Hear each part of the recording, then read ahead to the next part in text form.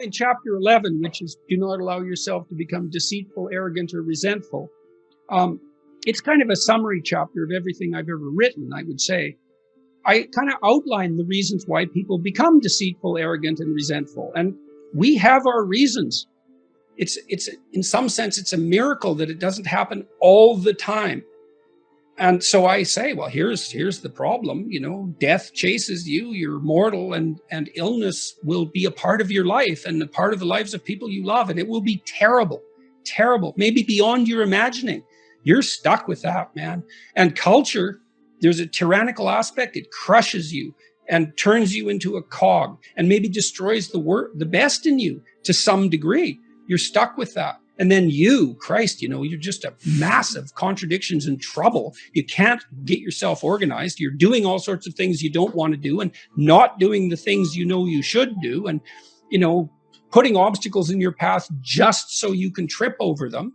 Well, there's the landscape. Well, why would you turn to the dark side, let's say, in the face of that? It's like, no wonder, obviously. But it doesn't help. It seems to make everything worse.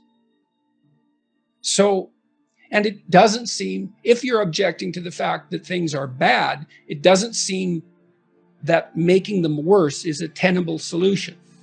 It's an attractive solution at times because people think deeply, oh, to hell with this, it's so awful that I'll just add to the misery out of spite. And man, if you don't see the compulsion of that argument, either you're not, I don't know, maybe you're fortunate. You're sheltered. Maybe you're saint-like. That would be good. But and you see this in clinical practice all the time.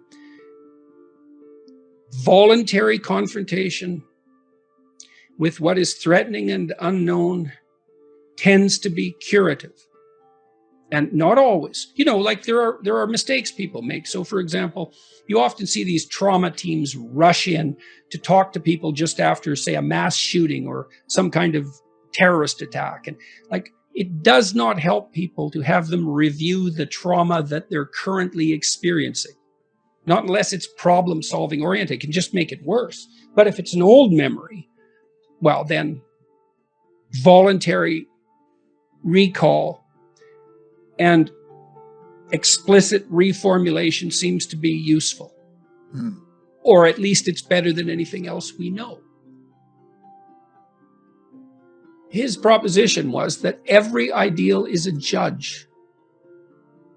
And that makes perfect sense because an ideal is something to which you aspire. And the gap between you and that ideal, if it's your ideal, is felt as judgment.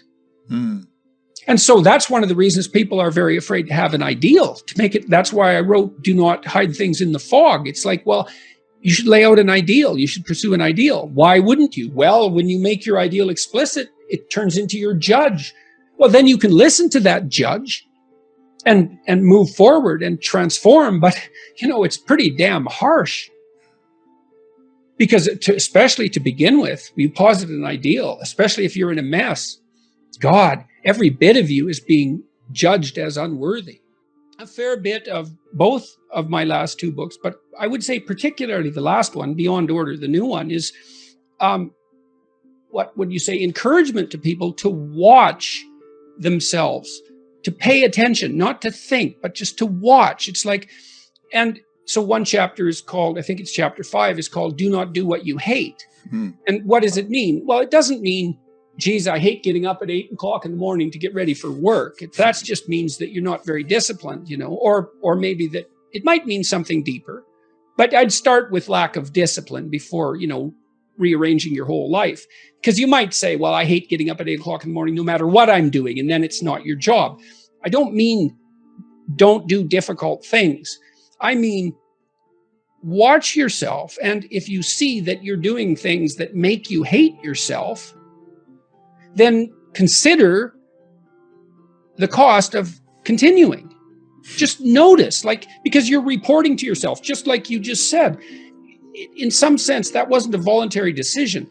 You noticed that you couldn't breathe unless you discussed this issue. It's like, well, why is that? You don't know. You can't control it even. I mean, you can not do it and pay the consequences, but you can't say to yourself easily, well, that's stupid. I should be able to breathe. Just because I haven't said this thing, that shouldn't stop me from breathing. But there it is.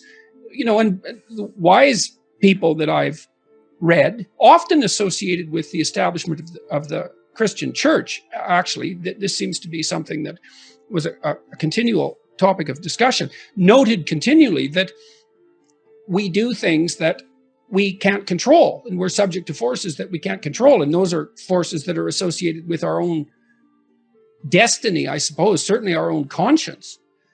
You just have to watch. You find out who you are. I'm the person who has to say this. Why?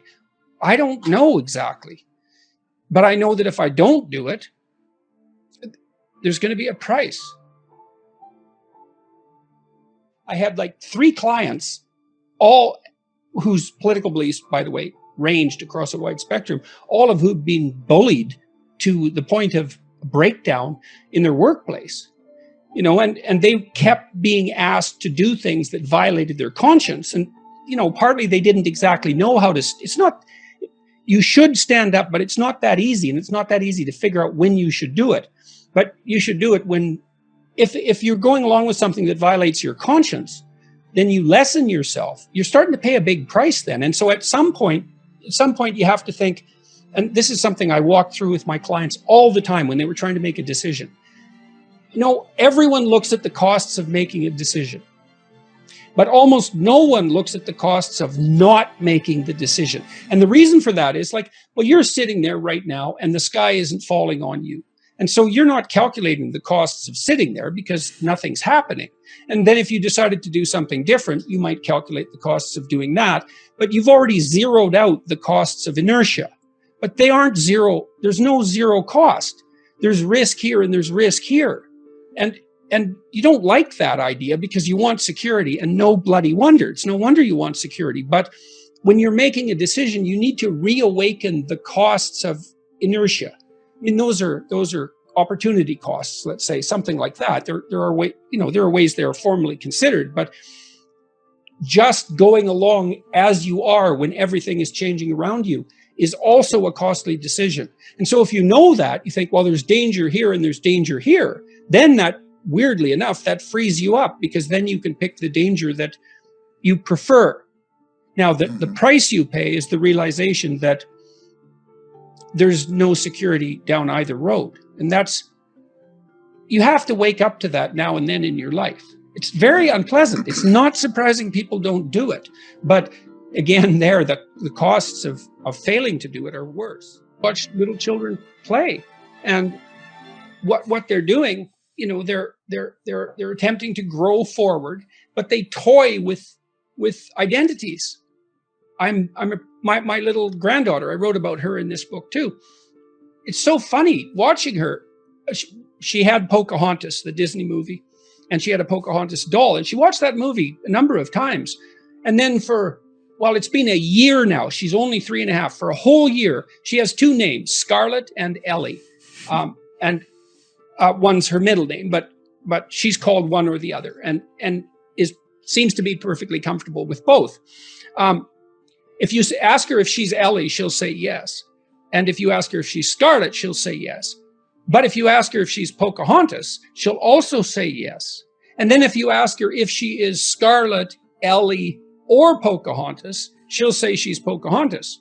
And she's been insisting on that for a whole year. And so she's playing out this role. I don't know how much of her imagination is devoted to it, but enough for this trip. That's, if you're, how old are you? 40 something? Just turned 40. Yeah, okay.